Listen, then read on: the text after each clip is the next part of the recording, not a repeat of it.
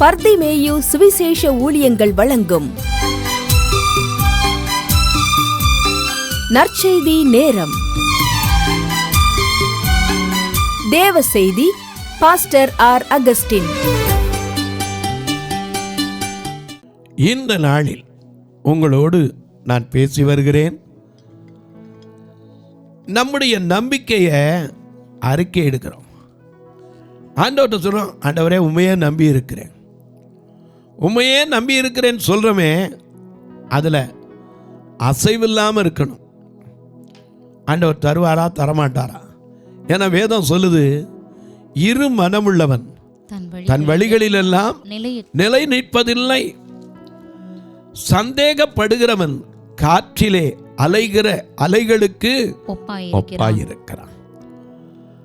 சந்தேகப்படாம தேவன் உண்டு என்றும் எபிரேயர் 11ஆம் அதிகாரம் 6ஆம் வசனத்தை உங்க வேதாகமம் எங்க இருந்தாலும் தயவு செய்து கையில தேடி எடுத்து எல்லாரும் ஒரு வசனத்தை திருப்புவீங்களா?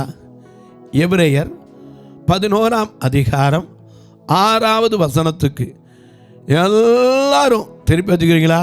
அப்படி திருப்புற வரைக்கும் அல்லேலூயா, ஒரு போதும் கைவிட ஒரு நாளும் விலகிட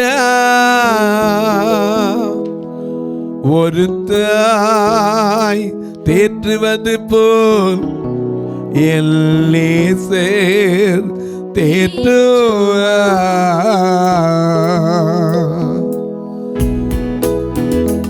ஒரு தேற்றுவது போல் எல்லேசர் தேற்றுவா. ஒரு தாய் தேற்றுவது போல் எல்லேசர் தேற்றுவா. Hallelujah, hallelujah, hallelujah, hallelujah, hallelujah,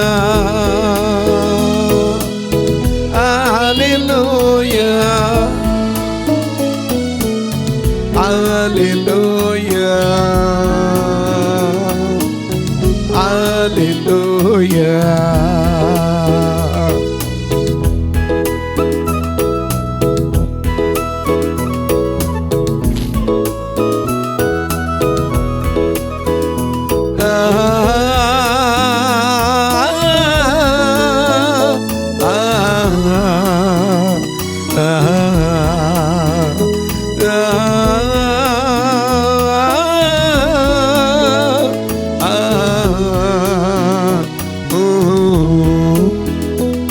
எனக்காக மரித்தாரே, என் பாவத்தை சுமந்தாரே. எனக்காக மரித்தாரே, என் பாவத்தை சுமந்தாரே.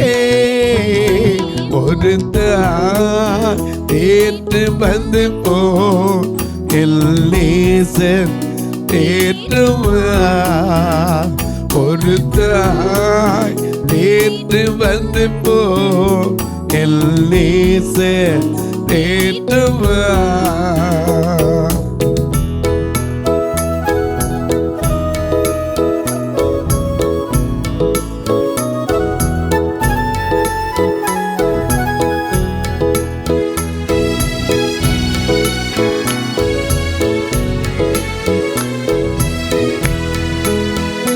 மார்போடு அழைப்பானே, மன்ன கவலைகள் தீர்ப்பாரே.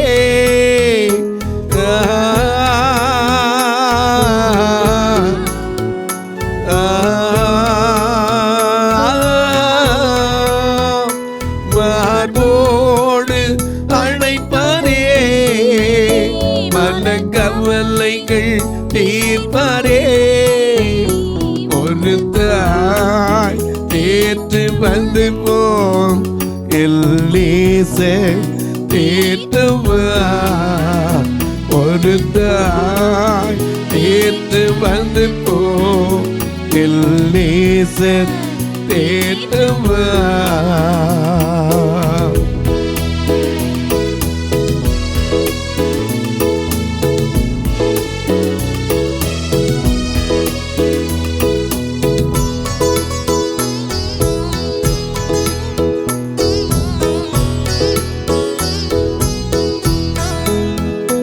ஒரு போதும் கைவிட, ஒரு நாளும் விலகிட.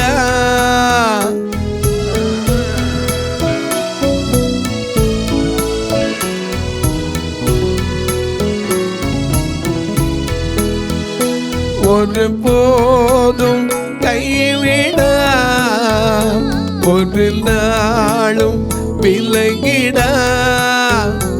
ஒரு தாய் தேற்று வந்து போ, எல்லேசர் தேற்றுவார். ஒரு தாய் தேற்று வந்து போ, எல்லேசர் தேற்றுவார்.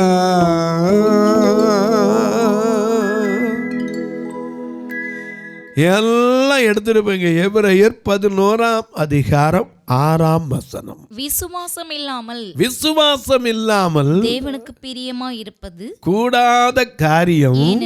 ஏனென்றால் தேவனிடத்தில் வந்து சேருகிறவன் முதல்ல அவர் உண்டுன்னு விசுவாசிக்கணும். துன்மார்க்கன் தன் உள்ளத்தில் தேவன் இல்லை என்று சொல்லுகிறான். ஆனா நீங்க நானும் தேவன் உண்டுன்னு நம்புறமே. தேவன் உண்டு என்று நம்புகிறவன் அவரிடத்தில் வந்து சேருகிறவன் முதல்ல என்ன செய்யணும்?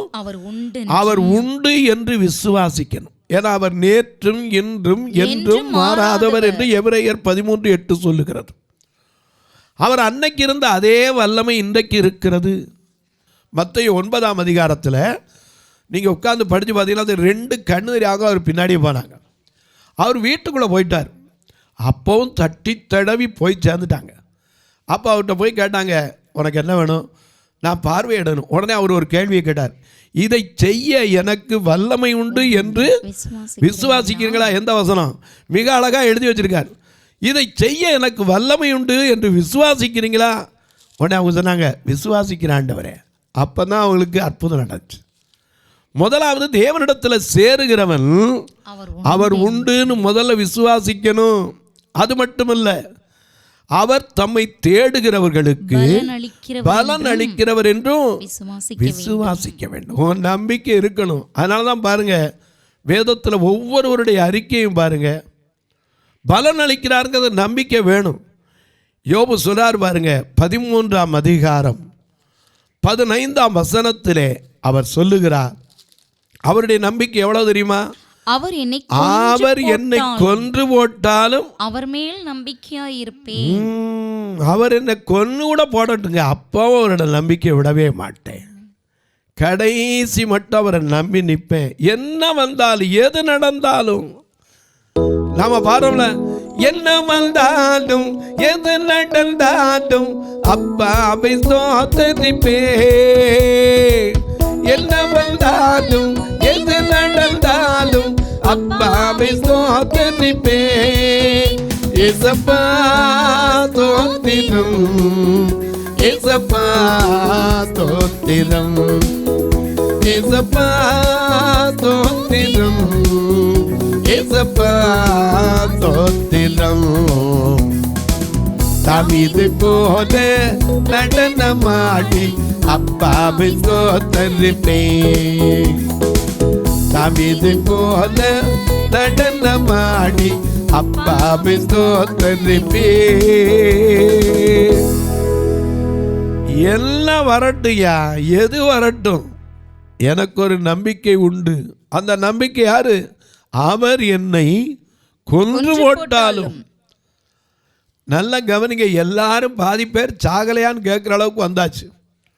ஏன்னா கூட இருக்க வேண்டிய மனைவி கேட்குறா, யோபு 2:9 இன்னுமா உன் உத்தமத்திலே உறுதியாய் இருக்கிறீரோ? தேவனை தூஷித்து ஜீவனை விடும் என்றான். ஏன்னா எல்லாம் போயிடுச்சு, இனிமேல் என்ன இருக்கு உன்ட்ட? உயிர் ஒன்று தான் இருக்குது. அவன் சொன்னா, அந்த உயிர் போனாலும் சரி நான் எங்கே இருப்பேன்? அவரோட தான் இருப்பேன், அவரைத்தான் நம்புவேன். ஏன்னா அந்த உலகத்தில் நாசியில் சுவாசம் உள்ள மனுஷனை நம்புவதை பார்க்கிலும், ஏசாயா எழுதுகிறான் 2:22, நாசியில் சுவாசம் உள்ள மனுஷனை நம்புவதை பார்க்கிலும் கர்த்தர் மேல் பற்றுதலாய் இருப்பது நாசியிலே சுவாசமுள்ள மனுஷனை நம்புவதை விட்டுவிடுங்கள். அவன் எண்ணப்படுவதற்கு எம்மாத்திரம்? கர்த்தரை நம்புங்க, ஏன்னா அவர் கைவிட கர்த்தரை நம்பிடுங்கள், அவர் கைவிடவே மாட்டார், அவர் கைவிடவே மாட்டார். கர்த்தரை நம்பிடுங்கள், அவர் கைவிடவே மாட்டார், அவர் கைவிடவே மாட்டார். கர்த்தரை நம்பிடுங்கள், அவர் கைவிடவே மாட்டார், அவர் கைவிடவே மாட்டார்.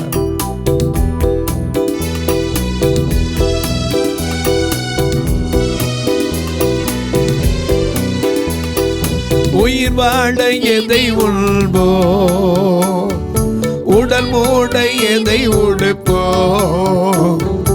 உயிர் வாழ எதை உண்போ, உடல் மூட எதை உடுப்போ, எல்லே கவலைப்படல் வேண்டாம். உடலை விட உயிரும் உடையை விட உடலும் உயர்ந்தவை அல்லவா. உடலை விட உயிரும் உடலை விட உடலும் உயர்ந்தவை அல்லவா. வானத்து பறவையை பாருங்கள், அவை விதைப்பதும் இல்லை, அறுப்பதும் இல்லை, சேர்த்து வைப்பதும் இல்லை. வானத்து பறவை பாருங்கள், அவை விதைப்பதும் இல்லை, அறுப்பதும் இல்லை, சேர்த்து வைப்பதும் இல்லை. கர்த்தர் காக்கின்றார், கர்த்தர் காக்கின்றார். கர்த்தரை நம்பிடுங்கள், அவர் கைவிடவே மாட்டார், அவர் கைவிடவே மாட்டார்.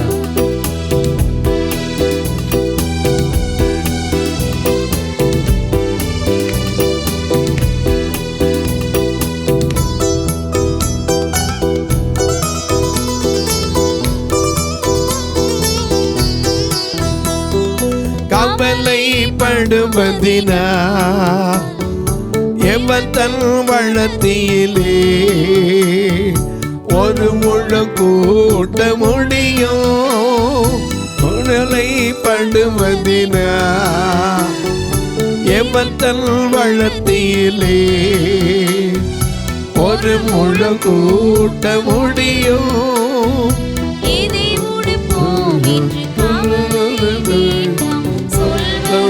கேளுங்கள், வானத்து பறவையை பாருங்கள், அவை விதைப்பதும் இல்லை, அறுப்பதும் இல்லை, சேர்த்து வைப்பதும் இல்லை.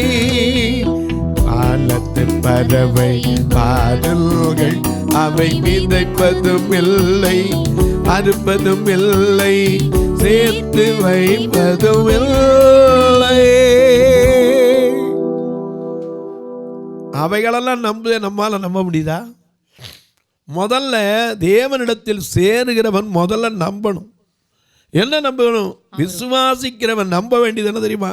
தேவன் உண்டு, அவர் தேடுகிறவர்களுக்கு பலன் அளிக்கிறார். கண்டிப்பா யாரு தேடினாலும் சரி பலன் அளிப்பார். 2 கண்ணு தெரியாதவன் தேடினா இயேசு யாருன்னே தெரியாது. மார்க்கு எழுதின சுவிசேஷம் 10ஆம் அதிகாரம் 46ஆம் வசனத்திலிருந்து வாசிக்க கேட்போம். மார்க்கு, பின்பு அவர்கள் எரிகோவுக்கு வந்தார்கள். எரிகோவுக்கு வந்தார்கள்.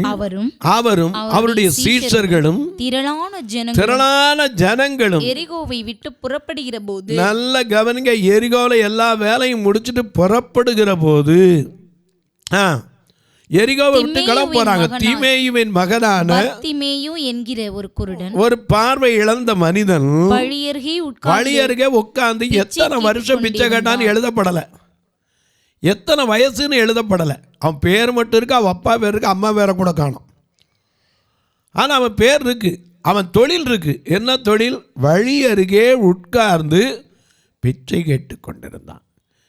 ஏன்னா எந்த வேலையும் செய்ய, இன்றைக்கே இவ்வளோ முன்னேறிக்க காலத்திலே எந்த வேலையும் இல்லை. கண்ணுராவுக்கு என்ன வேலை இருக்குது? முந்தையாவது நாற்காலி பின்ற வேலை இருந்துச்சு, இப்போ அதுவும் போச்சு. பெரம்பு பின்ற வேலை இருந்துச்சு, முந்தி பெரம்பு இலை குடிச்சு பெரம்பு வேலை, பெரம்பு சேரு, பெரம்பு நாற்காலி பின்னுவாங்க. இன்றைக்கி எல்லாம் பிளாஸ்டிக்லேயே வயர் பின்னல் மாதிரி, பெரம்பு பின்னல் மாதிரிலாம் வந்து கண்டுபிடிச்சிட்டாங்க. இன்றைக்கி எந்த வேலையும் இல்லை. அன்னைக்கும் அப்படி தான் இருந்துச்சு, இன்றைக்கும் அப்படி தான் இருக்குது. முன்னேறி இருக்கணும். ஒரு காலத்தில் பப்ளிக் டெலிஃபோன்னு சொல்லி மரியாதைக்குரிய அம்மையார், முன்னாள் பிரதமர் இந்திரா காந்தி அம்மையார் அந்த திட்டத்தை துவங்கினாங்க. ஒவ்வொரு ஏரியாலேயும் ஒரு டெலிஃபோன் பூத்தை வச்சு கொடுத்து கண்ணுராங்களை உட்கார வச்சு ஆஃபீஸ் மாதிரி உட்காந்து போட்டுக்கிட்டு இருந்தாங்க. அதுவும் இப்போ வழியெல்லாம் போச்சு. ஏன்னா எங்கே பார்த்தாலும் கையில் என்ன இருக்குது? ஒருத்தருக்கு ஒன்றுக்கு 2 செல்ஃபோன் கூட இருக்குது. இன்றைக்கி வேலை எந்த வேலையும் இல்லை. அன்னைக்கு அப்போ இதுக்கு முன்னாடி எவ்வளவு காலத்துக்கு முன்னாடி பாருங்கள், 2000 ஆண்டுகளுக்கு முன்பு இயேசு அந்த நாட்களில் கண்ணுரியாதுன்னா ஒருத்தரும் மதிச்சிருக்க கூட்ட மாட்டான். இன்றைக்கே போனால் ஐயோ அவங்களா அப்படின்னு இறக்கப்பட்டு ஏதாவது ஒன்று தூக்கிட்டு வந்து கொடுக்கத்தான் வருவாங்களே ஒழிய ஒரு விற்றா கூட என்ன செய்ய மாட்டாங்க, விற்கிறத வாங்க மாட்டாங்க. இதில் உனக்கு என்ன கிடைக்கும் சொல்லு, அதை மட்டும் தாரேன். ஏன்னா கண்ணுரியா விட்டாங்கன்னா ஒட்டிக்கணும்னு பயம் ஒன்றுமோ தெரியல. எத்தனை பேர் கள்ளமிட்டாய் விற்கிறான், அதை விற்கிறான், இதை விற்கிறான், விற்று பிழைக்கணும்னு நினைக்கிறான். விற்கிறவனை கூட வாங்க விடுறதில் நீ பிச்சை எடுறான் தான் விட்டுருக்கோம். எனக்கு கண்பாருடைய அன்றைக்கு அந்த பர்திமேயு யார் எந்த வழியில் அம்மா இருந்ததாக, அம்மா இருந்திருக்கணும் ஆனால் பேர் எழுதப்படலை. தகப்பன் இருந்திருக்கார், தீமேயு எழுதப்பட்டிருக்கிறது. அவனுடைய பேர் பர்திமேயு. அவன் என்ன வேலை? தினந்தோறும் காலையில் எழுந்திரிச்சு வந்து தெருவில் உட்காந்து, ஜனங்கள் நடக்கிற வழியில் உட்காந்து, ஐயா அம்மா எனக்கு இறங்குங்க இறங்க இறங்க இறங்கன்னு சொல்லி போகிற வர்றவங்ககிட்ட கேட்டு கேட்டு கேட்டு தான் வாழ்ந்துக்கிட்டு தான். ஏன்னா அவனுக்கு கண்ணும் போயிடுச்சு, ஒன்றும் செய்ய முடியாது. வாசிங்க. அவன் வழி அருகே உட்கார்ந்து பிச்சை கேட்டு கொண்டிருந்தான். அவன் இயேசு வருகிறார் என்று கேள்விப்பட்ட மாத்திரத்தில் அவனுக்கு ஒரு நம்பிக்கை இருந்தது. என்ன நம்பிக்கை தெரியுமா? இயேசு என் வாழ்க்கை என்ன செய்வார்? மாற்றுவார், எனக்கு பலன் தருவார்.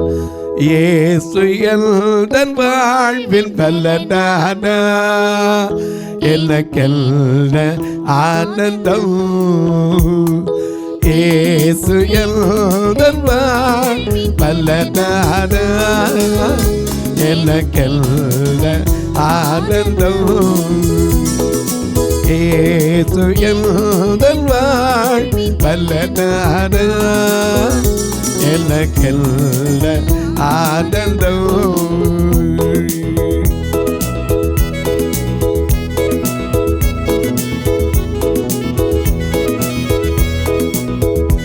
எந்தன் வாலிப காலம் எல்லாம் எந்தன் வாழ்க்கையில் துணையான, எந்தன் வாலிப காலம் எல்லாம் எந்தன் வாழ்க்கையில் துணையான, அவன் நாமமே தன்னை தோங்க நான் வாடுவேன் உமக்காக. எந்தன் இதயமே உம்மை பாடு, எந்தன் நினைவுகள் உமதாகும். எந்தன் இதயமே உம்மை பாடும், எந்தன் நினைவுகள் உமதாகும். இயேசு என் வாழ்வின் பலனானா, எனக்கெல்ல ஆனந்தம்.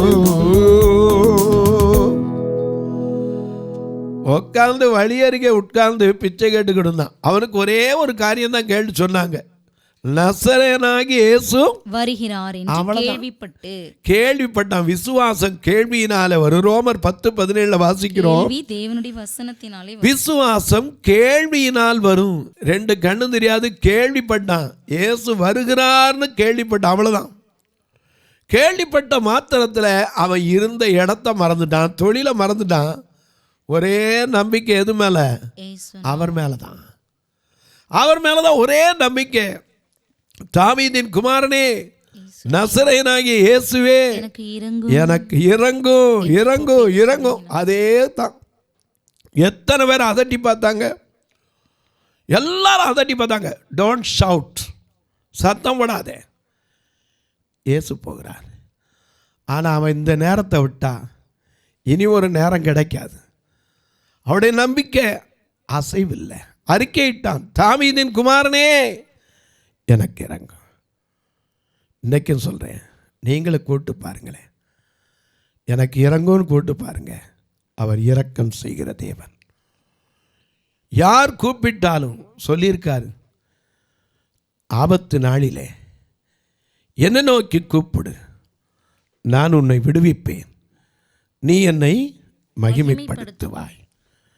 எரேமியா 33:3 வாசிக்கிறோம், என்னை நோக்கி கூப்பிடு, நான் அப்பொழுது நான் உனக்கு மறு உத்தரவு கொடுத்து நீ அறியாதது, உன் அறிவுக்கு உன் எண்ணத்திற்கு உன் காரியங்களுக்கு புலப்படாத பெரிய காரியத்தை அவர் அறிவிக்கக்கூடும்.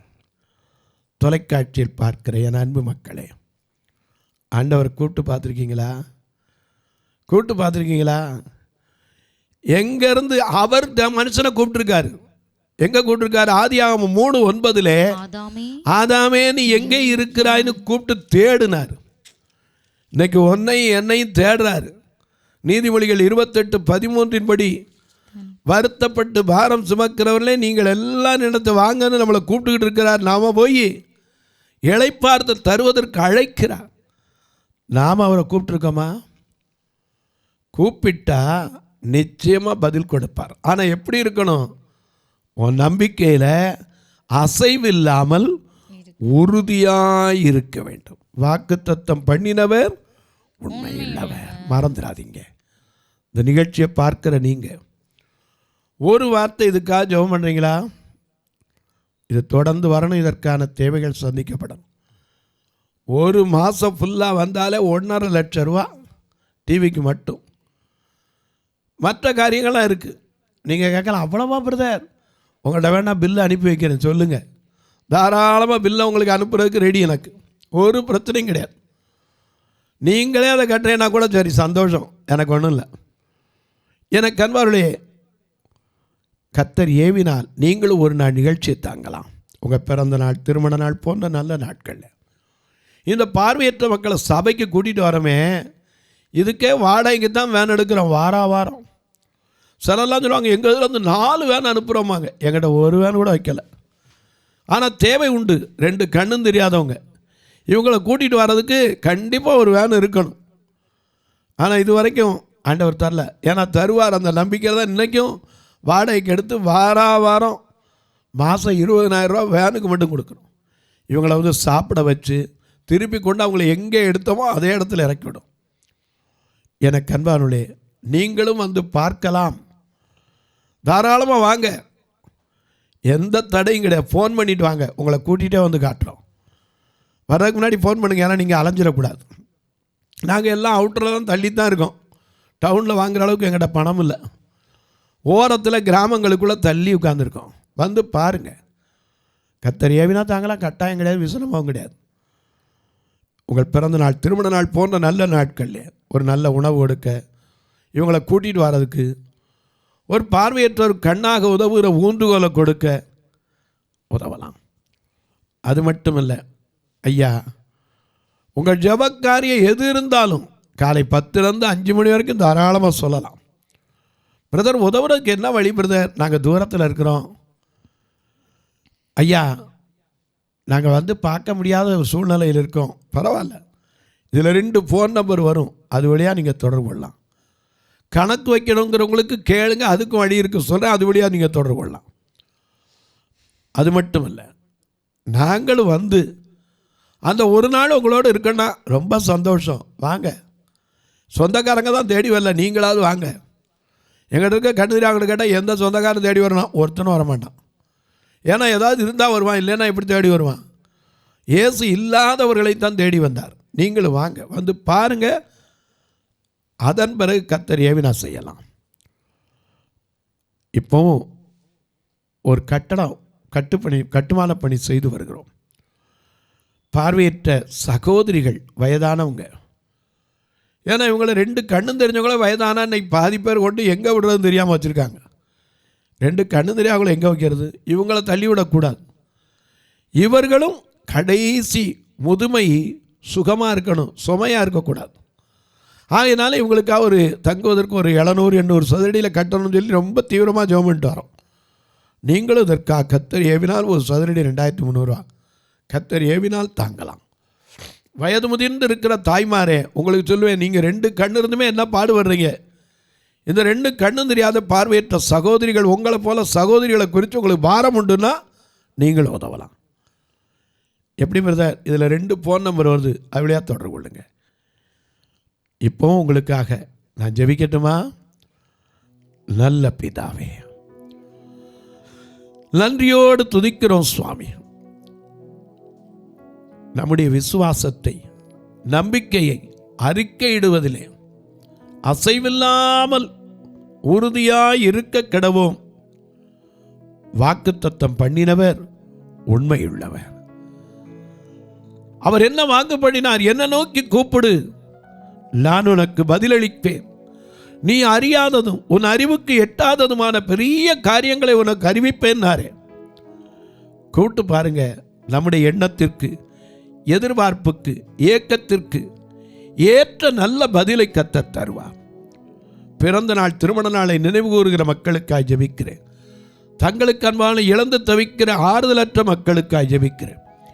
இன்றைக்கு கூட இந்த நிமிஷத்தில் தாயாரை இழந்திருக்கிற மகனுக்காய், மனைவி இழந்திருக்கிற புருஷனுக்காய், புருஷனை இழந்திருக்கிற மனைவிக்காய், மருத்துவமனையில் கடைசி நிமிஷத்தில் போராடி கொண்டிருக்கிற ஒவ்வொரு ஆத்துமாக்களுக்காய் ஜெபிக்கிறேன்.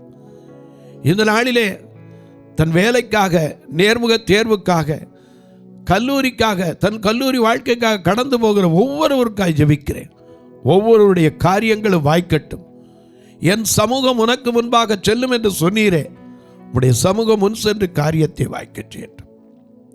வானத்திற்கும் பூமிக்கும் சகல அதிகாரம் கொண்ட இயேசு கிறிஸ்துவின் ஈடு இணையற்ற வல்லமையுள்ள நாமத்தில் ஜெபிக்கிறேன் நல்ல பிதாவே, ஆமென். சபை ஆராதனை ஞாயிறு காலை 10 மணி முதல் 12 மணி வரை.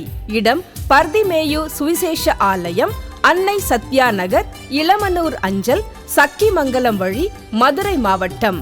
பின்கோட் 625201 மற்றும் பர்திமேயு சுவிசேஷ ஜெப வீடு, flat number 107, Eden garden, Muthur, Tirunelveli. Pincode 627011. சிறப்பு உபவாச கூட்டம் ஒவ்வொரு மாதமும் 2வது சனிக்கிழமை காலை 10 மணி முதல் 1 மணி வரை நாகர்கோவில் YMCA ஹாலில் வைத்து நடைபெறுகிறது. மற்றும் ஒவ்வொரு மாதமும் 4வது சனிக்கிழமை காலை 10 மணி முதல் 1 மணி வரை திருநெல்வேலி புதிய பேருந்து நிலையம் அருகில் உள்ள கிரேஸ் ஹாலில் வைத்து நடைபெறுகிறது. எங்கள் எல்லா ஆராதனைகளிலும் கலந்து கொண்டு தேவனை மகிமைப்படுத்த அன்பாய் அழைக்கிறோம். உங்கள் உதாரத்துவமான காணிக்கைகளினால் இவ்வூழியத்தை தாங்க விரும்பினால் R Augustine, account number 5021364331, IFSC code IDIB 000B066, Indian bank, BP Kulam, Madurai. GPay number 9842181917, BGM ministries மற்றும் 9442559772, பிளைண்ட் மினிஸ்ட்ரீஸ் அகஸ்டின். உங்கள் தொடர்புக்கு பாஸ்டர் ஆர் அகஸ்டின், பர்திமேயு சுவிசேஷ ஊழியங்கள், நாகமலை, புதுக்கோட்டை, மதுரை 625019.